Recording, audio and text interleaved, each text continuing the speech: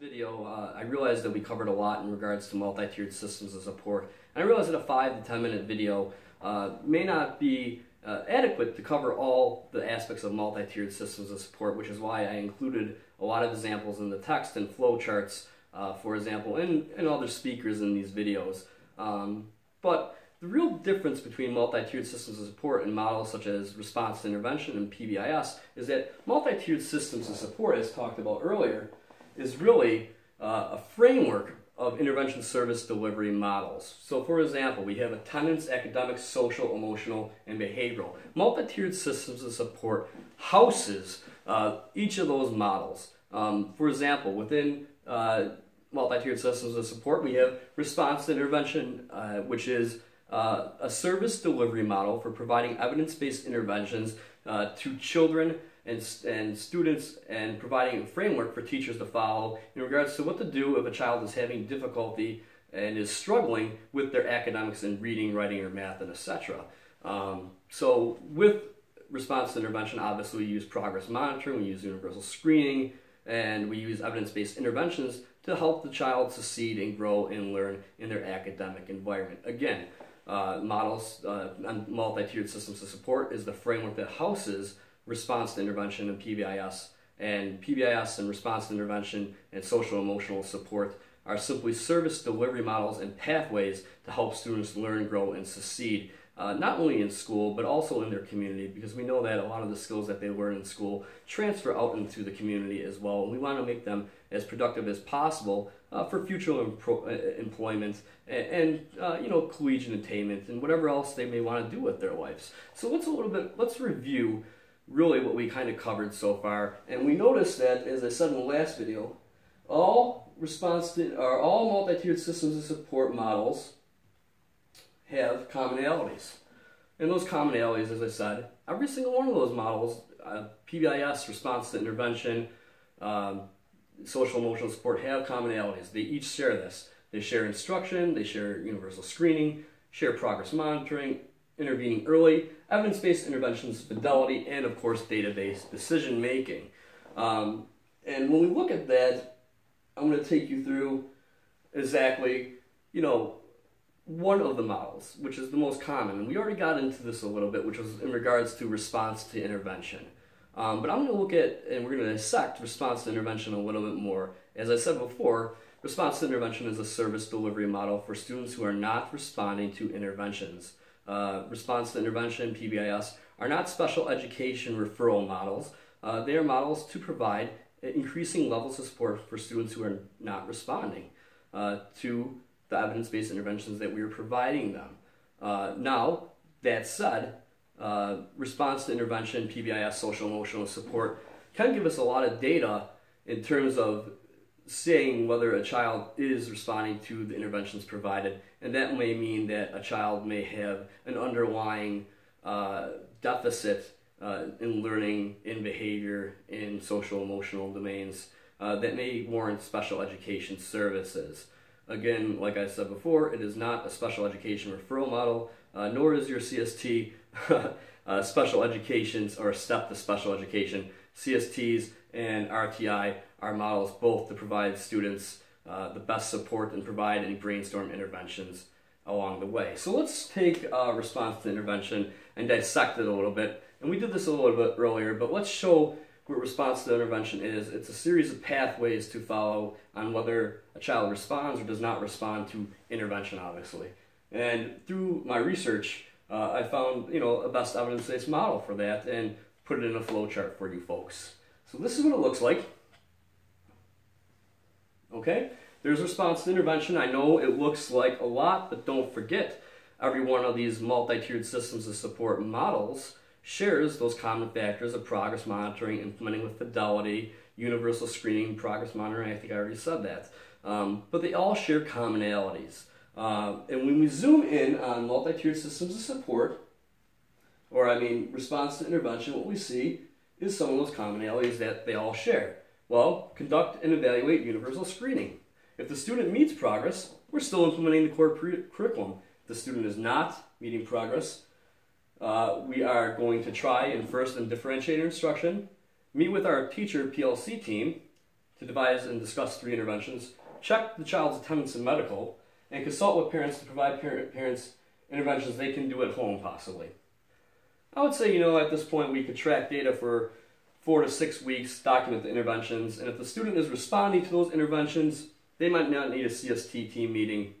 They might be fine, and again, you just go back to Tier 1 of implementing core curriculum. For those students who are not responding to that intervention, what I would suggest is, of course, meeting with the school psychologist and the CST team to evaluate data and determine, what type of Tier 2 intervention we want to provide. Obviously, Tier 2 interventions, you're implementing and monitoring for 30 to 45 minutes of instruction 3 to 5 times per week, and you're collecting at least 12 to 14 data points to see whether the student is responding to that intervention on a bi-weekly or weekly basis. I would suggest the more data points, the better. Maybe provide it on a weekly basis if you can, if you have the ability to. That would be great to show whether the student is progressing. If the student is not progressing, you have 2 choices. The first choice would be to provide an alternative intervention. The second choice would be to try to refer to a Tier 3. When you suggest an alternative intervention, of course, you're going to try again 12 to 14 weeks of data to see if the child is responding to a Tier 2 intervention that you proposed. And if the child is, well, then they're going to go back to implementing the core curriculum and they don't need Tier 2 services anymore. If they are not responding, you're going to go right down to Tier 3. All right? Tier 3, same thing. Meet with the CST team, propose some interventions, track at least 12 to 14 data points on a weekly basis, I would say. Put pull-out groups of 1 to 3 students, put them in pull-out groups of 1 to 3 students, and do it for 9 to 30 week cycles of intervention. With that being said, if the student does not respond to intervention, you're going to meet with your CST team again, and you're going to try another intervention. If not, you're going to take the student, and if the student is making progress, you're going to go back down to, of course, Tier 1 instruction. And I know that this is a lot to cover, but again, it always follows that pattern. A quick note. I noticed that a lot of districts across New York State and a lot of districts across the United States that I've worked in are not collecting accurate amounts of data. Usually they typically collect 4 to 6 weeks of data or 6 to 8 weeks of data. And even our state agencies, data collection is one of the hardest components for anybody to implement, but it is critical that we track the evidence-based amount in 12 to 14 data points to see whether the child is responding to instruction. With that being said, I hope you've enjoyed this demonstration of what response intervention looks like, and we'll meet up again later on in this book to discuss some of the difficulties about implementing response intervention and multi-tiered systems of support in your schools. I know you folks are probably wondering what those are and already probably have some ideas of what those may be, but one good place to start for remediating those deficits within the multi-tiered systems of support model is to consult with your school psychologist, who really is an expert in database decision-making, progress monitoring, evidence-based interventions, research-based practices, and how to do that. And we'll talk about them and their implementation a little bit further. And of course, the teachers and how they can help out too. They are a great resource too in being key players to response to intervention and how to perform it, and multi-tiered systems of support in general. So I thank you for watching this video, and we'll meet up later. Thanks, bye. We're going to come across difficulties with implementing multi-tiered systems of support. One of the areas is time and scheduling. How are we going to implement all these practices under a one-house rule of multi-tiered systems of support? Resistance to change coming from staff who are used to refer, test, and place model, which streamlines kids into special education. And funding is another one, and change in roles. For example, expansion of the school psychologist role, and understanding that school psychologists simply aren't just testers, and a lot of their time should not be spent testing. It should be utilized to oversee the implementation of multi-tiered systems of support, response to intervention, and positive behavior support. So these are all challenges, and a lot of them can be addressed through really systematically getting together with your general education teachers, special education teachers, school psychologists, school counselors, and really coming to a cohesive head about what roles people are going to play and how to implement it. And that is up to really your district. But obviously funding is always going to be of a concern within the districts and how to find that funding. But as we may know, the less children who are referred for special education, the more the district will save. I think it costs like an average of extra $7,000 per pupil for a student to be referred at least to special education in New York State, as opposed to a lesser degree or a lesser amount for general education students. So that's an extra $7,000 annually at the very least that we're spending on a special education student, and by using preventative practice, we may ultimately be saving money down the long run through that route. So let's go into this a little bit more, and let's look at some ineffective models of multi-tiered systems of support, and more importantly, the domains within, such as positive behavior support and response to intervention and attendance or what have you. Let's look at that and what some of these ineffective models look like. For me, one of the problem areas that I see is, multi-tiered systems of support is really like a funnel, and it should be viewed as a funnel. We ultimately have viewed response to intervention and models such as preventative practice as a mountain or a pyramid, and I feel like it always looks like a volcano to me. It looks like we're pushing these kids from the bottom and referring them, and they're coming out the top and blasting out the top. So it ultimately becomes a streamlined special education process rather than a preventative practice model. If the lava is building up here and it's moving through the volcano, ultimately the children are going to come up to the top and no one's going to get the support that they need. Through a funnel system, we're funneling out the kids who need the most support for that individualized instruction. We need the students who are receiving special education to receive the most individualized instruction to meet their individualized needs. By over-referring our system and over-referring to the school psychologists and special education teachers, no individualized special education instruction is likely to occur, or very little. And how individualized are the psychological reports coming out of the educational system?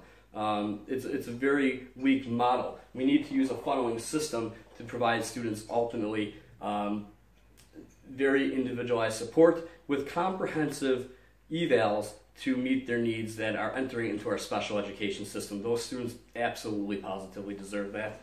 When I think about this a little bit more and using a funnel, another model that I think of that is ineffective is a tube. A lot of students, and we'll talk about this later, a lot of school districts use, as opposed to a funnel, they use a tube-based approach.